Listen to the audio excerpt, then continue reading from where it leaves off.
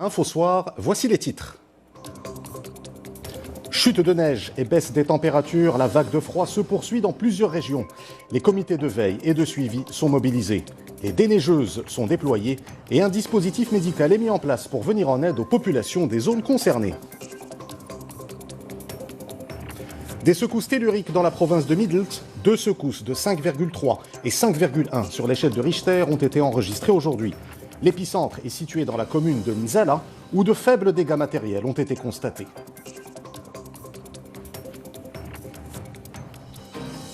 Le concours national Innov Maroc célèbre la créativité et la recherche. Dans chaque région, les jeunes proposent des projets ayant un impact social.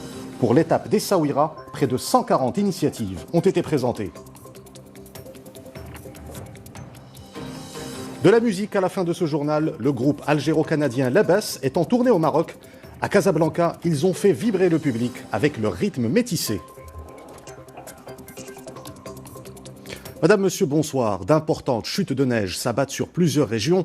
Le dispositif d'alerte mis en place par le ministère de l'Intérieur a permis de mobiliser les moyens logistiques nécessaires dans les zones touchées par cette vague de froid. C'est le cas notamment dans la province de Khnifra, où les déneigeuses sont déployées sur les routes pour maintenir la fluidité de la circulation. Reportage Sarah Jabri et Aladdin Hamini.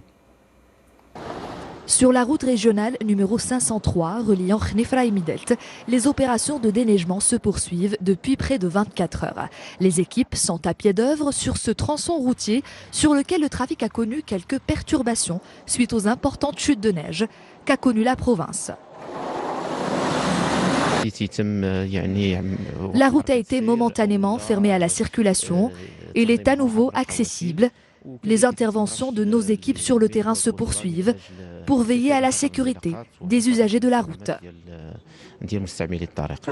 Au total, 9 engins de déneigement ont été mobilisés par la direction provinciale de l'équipement et du transport à Khnifra dans le cadre des mesures proactives destinées à faire face aux effets de la vague de froid, des dispositions parmi tant d'autres présentées lors de la réunion du comité provincial de veille. Notre plan d'action s'articule autour de 3 axes essentiels. Tout d'abord, la mise en œuvre des mesures préventives, suivie de l'intervention rapide et finalement, la priorisation d'actions. Les autorités provinciales ont mis en place des parcs d'engins de déneigement au niveau de 3 arrondissements, à savoir Khnifra, L'Qbab et Aguelmous. Tous les acteurs concernés sont mobilisés pour lutter contre les effets de la vague de froid. En plus des interventions de déneigement, 9 caravanes pluridisciplinaires seront organisées à travers la province, en plus de la mobilisation d'unités médicales mobiles durant toute la saison hivernale. Un plan d'action dont bénéficiera 47 douars relevant de 10 communes rurales, soit près de 22 000 habitants. La vague de froid touche également la région d'Azélal. Le comité de veille et de suivi mis en place dans la province a présenté des mesures préventives destinées à aider les populations des zones concernées. Un dispositif médical est mis en place, ainsi que la mobilisation d'engins de déneigement. C'est un reportage de Adil Bouskri, le récit est de Amina Ben Khark. Un manteau blanc recouvre cette zone montagneuse des environs d'Azélal. Ici, le mercure atteint les 3 degrés. C'est dans ce contexte que se tient cette réunion. Objectif, présenter les nombreuses mesures prises pour permettre aux habitants de 25 communes de la province d'affronter cette vague de froid. La direction provinciale a distribué 500 tonnes de bois de chauffage. Elle a aussi identifié toutes les constructions menacées par les inondations et fourni des couvertures à l'ensemble des internats de la province. Les éleveurs de la province ont également bénéficié de fourrage pour leur bétail. Ils sont environ 2240 à avoir reçu un total de 15 400 quintaux. En prévision d'un hiver qui s'annonce rude, 18 médecins et 96 cadres paramédicaux sont venus prêter main forte aux équipes des centres communaux de santé et des dispensaires ruraux, et ce en application du programme Riaya de la tutelle qui cible les habitants des zones touchées par la vague de froid. En plus du programme Riaya, plusieurs caravanes ont été mobilisées. Rien qu'en 2019, 553 unités mobiles ont sillonné les douars de la province, dont 60 caravanes médicales multidisciplinaires. Pour désenclaver les douars reculés de la province, rien de plus efficace que ces engins. Des neigeuses, tractopelles et camions d'entrave sont mobilisés. Nous avons mobilisé un total de 42 engins pour le désenclavement de la province en cette saison. Nous avons mis en place tout un dispositif de déneigement et de réouverture des différents axes routiers de la province pour fluidifier la circulation et éviter les risques d'accidents. Rien n'est donc laissé au hasard dans les zones montagneuses qui se préparent à faire face à un hiver rigoureux. C'est le cas pour les 155 000 habitants des 400 douars concernés par ces mesures dans la province d'Azellal. La province de Midelt est également concernée par la vague de froid et cette région a été touchée aujourd'hui par des secousses telluriques. 2 secousses de 5,3 et 5,1 sur l'échelle de Richter ont été enregistrées. L'épicentre est situé dans la commune de Nzala où de faibles dégâts matériels ont été constatés. Reportage Ad Samatam, le récit est de Salim Abnabo. Le sol a tremblé une seconde fois pendant notre tournage. Il est 15h39.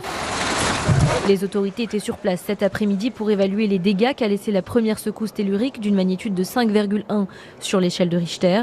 Le mur de cette école a été fissuré et à quelques mètres au douar Nzela, une dizaine de plafonds déjà fragilisés se sont effondrés. Les forces auxiliaires alertent la population afin qu'elle s'éloigne des habitations. Nous avons été surpris une première fois ce matin aux alentours de 8h et maintenant une seconde fois. Nous avons très peur. Nous sommes restés à l'extérieur toute la journée. Nous n'osons plus rentrer chez nous. C'est la seconde secousse d'une magnitude légèrement plus importante, 5,3 sur l'échelle de Richter, qui a fragilisé en grande partie les habitations et l'école du quartier.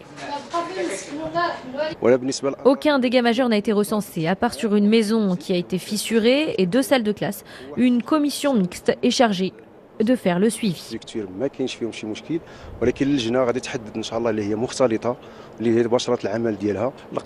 Et les 2 classes seront fermées par mesure de précaution et de sécurité, le temps qu'une expertise soit réalisée, qu'une décision soit prise.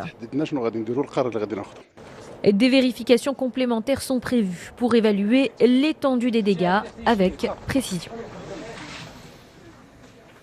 Retour à présent sur une page d'histoire. Le Maroc célèbre demain le 64e anniversaire de l'indépendance. Le 18 novembre 1955 est une étape majeure de l'histoire contemporaine du royaume. Nos équipes ont rencontré à Rabat 2 anciens combattants. Ils se remémorent les sacrifices et les luttes qui ont permis d'obtenir la libération du pays. C'est un reportage de Jihan Doublali et Yousf Lotfi. Le récit est de Hind Ben Abdenbi. Ftouhi Amrani et Abdeslam Bennani sont tous deux des anciens résistants, camarades de combat et survivants d'un chapitre important de l'histoire du royaume. Ils se remémorent aujourd'hui ce qu'ils ont ressenti il y a plus de 60 ans au moment de la déclaration d'indépendance.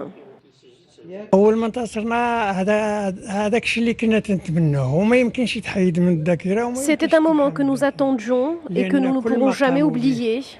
Tout ce qui a été réalisé par les résistants, par l'armée de libération et par le mouvement national a fini par aboutir. Et ça reste une joie continue. Nous avons beaucoup souffert lors de la résistance, nous avons été torturés dans les commissariats. Aujourd'hui, nous nous remémorons les martyrs de la lutte pour l'indépendance. Et lorsqu'a été annoncé le retour d'exil de feu Sa Majesté Mohamed V, le peuple était en joie. Aujourd'hui, Ftouhi Amrani est le patriarche d'une large famille, plusieurs générations qui se réunissent pour célébrer l'héritage d'un père qui s'est battu pour que ses enfants grandissent dans un Maroc libre et indépendant. Je suis très fière de mon père et des sacrifices qu'il a consentis pour la stabilité de notre pays.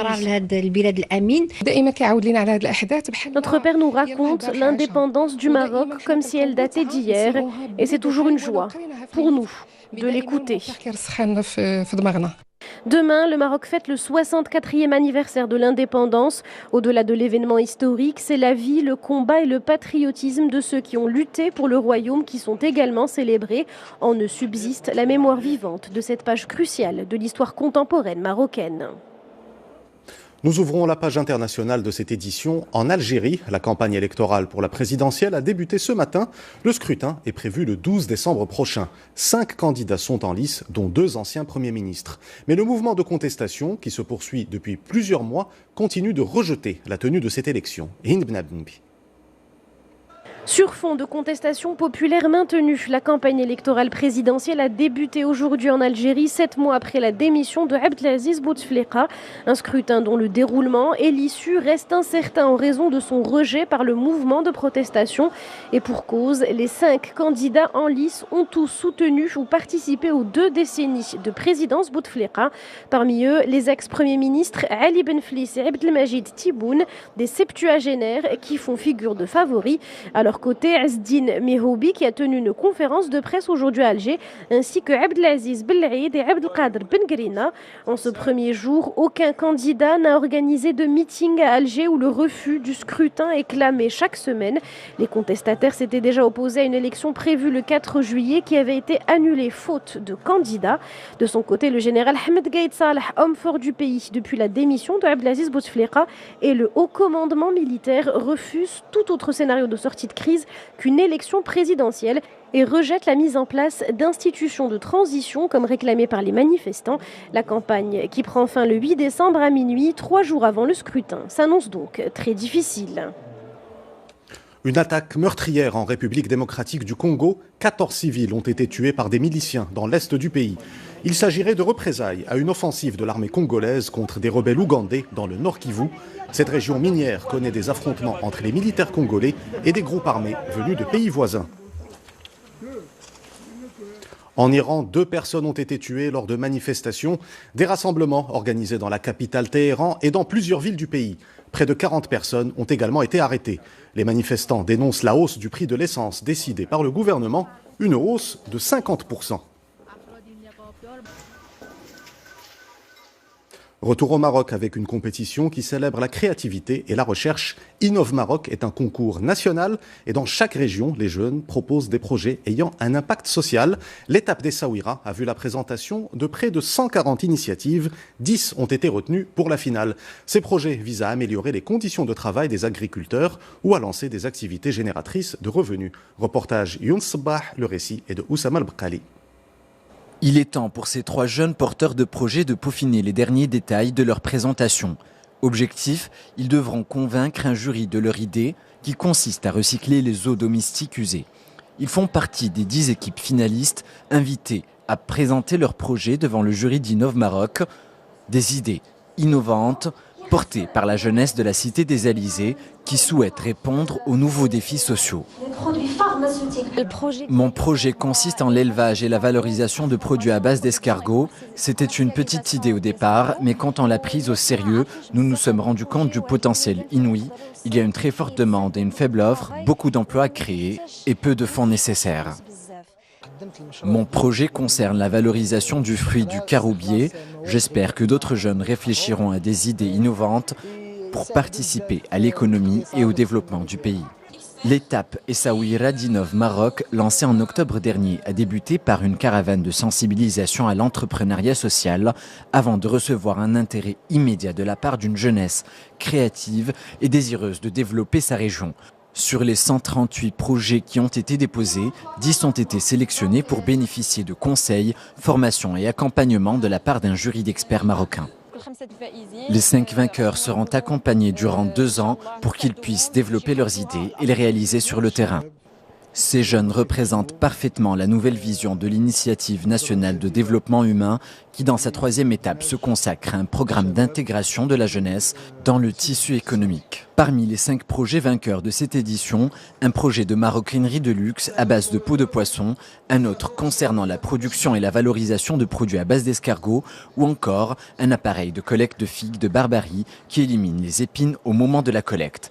Essaouira et le Maroc peuvent être fiers de cette jeunesse inspirante. Des projets innovants voient aussi le jour à Dakhla, cette fois-ci grâce à l'aquaculture. Cette activité de production d'espèces marines est un vivier de création d'emplois dans cette région qui représente 60% de la production aquacole nationale. Et au cours des 5 prochaines années, plus de 200 projets de production d'algues et de coquillages verront le jour à Dakhla. Reportage Zakaria Abdelmajid et Nizar Bouhout, le récit est de Nzamachi.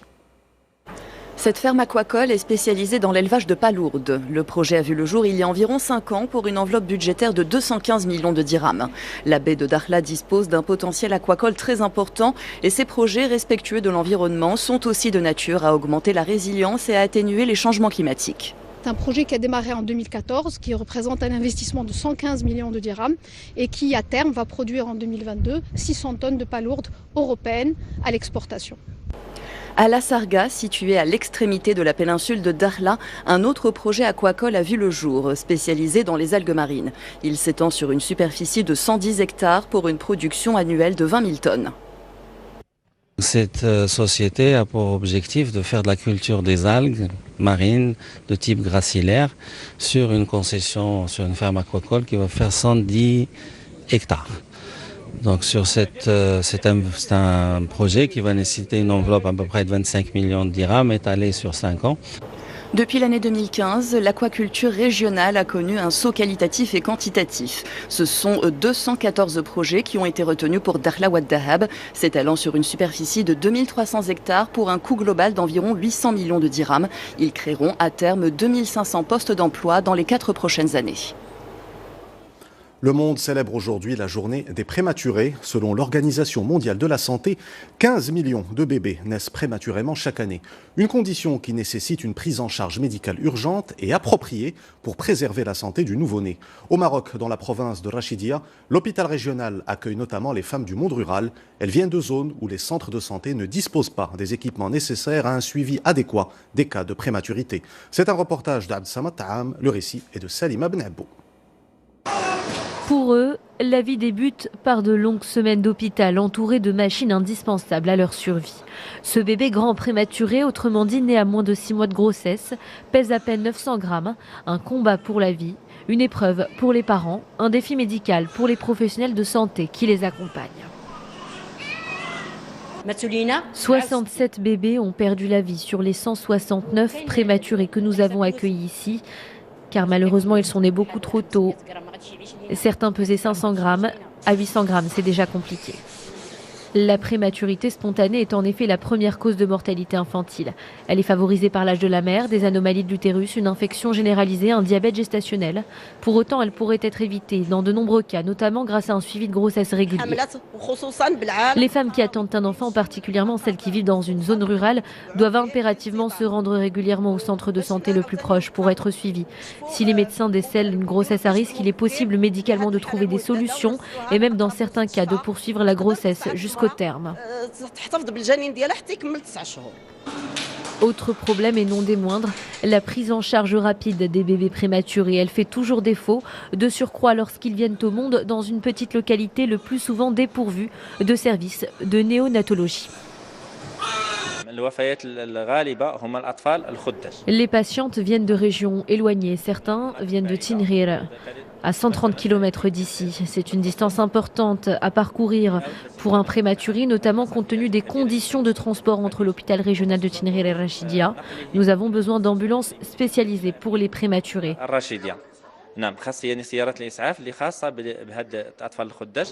L'estimation, sans beaucoup de précision, du nombre de prématurés chaque année serait d'environ 40 000.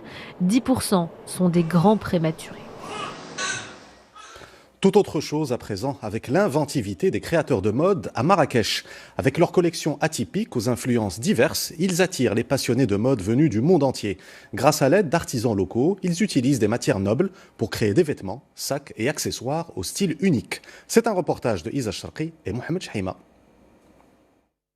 Accessoires et articles aux touches spéciales, matières nobles et modèles aux inspirations diverses. Grâce à ses créateurs, Marrakech n'a décidément rien à envier en matière de mode aux capitales européennes. À chaque saison, une nouvelle collection est proposée par ces enseignes à la signature particulière et aux influences d'ici et d'ailleurs. Pour cet automne-hiver, eh bien voilà, beaucoup de volants, des robes longues comme d'habitude parce que j'adore les robes, j'ai besoin de robes. Donc petite robe très 60s à porter avec des bottes, robe longue bien avant la mode du bohème. On a toujours travaillé ce style-là et chacune en fait vraiment ce qu'elle veut. Ça a mélangé les tissus, mélanger le cuir. Et c'est ce que j'aime. C'est ce que j'aime et c'est ce que je fais. C'est-à-dire que ce ne sont pas des modèles marocains, ce ne sont pas des modèles français ou italiens ou quoi que ce soit. Je mélange tout ça. Les cuirs, mais j'achète tout à Marrakech. Qu'on opte pour une longue robe brodée ou une tenue plus moderne avec bijoux et accessoires assortis, l'objectif est toujours le même, se démarquer des autres et se sentir unique. Tout est original ici. C'est vrai qu'on ne peut pas, par rapport aux grandes distributions, on a l'impression qu'on est tous habillés de la même façon. Alors qu'en venant ici, on est soi-même, mais avec une tenue vraiment super. C'est une ode à la féminité. C'est comme un écrin, c'est comme un bijou, cette boutique. Et puis, surtout, ça met vraiment en valeur le savoir-faire des artisans marocains. Il y a beaucoup de soins dans les broderies, dans le choix des matières. C'est toujours renouvelé. Difficile donc pour les fashion victimes résidant ou de passage à Marrakech d'entrer dans ces boutiques de créateurs sans en ressortir avec une pièce à la pointe de la mode. De la musique pour clôturer ce journal, le groupe algéro-canadien Labès est en tournée au Maroc, une formation qui célèbre la diversité culturelle. Ses influences proviennent d'Afrique du Nord, d'Espagne ou d'Amérique latine. À Casablanca, Labès a fait vibrer le public au rythme d'un son métissé. C'est un reportage de Mehdi Foudi et Erdogan Bouarouk. Plus que des mots, les paroles de ces chansons touchent toutes les générations. C'est avec une voix expressive que Nedjim Bouizoul, le chanteur du groupe algéro-québécois Labès, transporte son public vers un univers musical riche en rythme et en chant. Une fusion de rumba gitane, flamenco, gnawa et chabi qui a fait vibrer des centaines de Casablancais.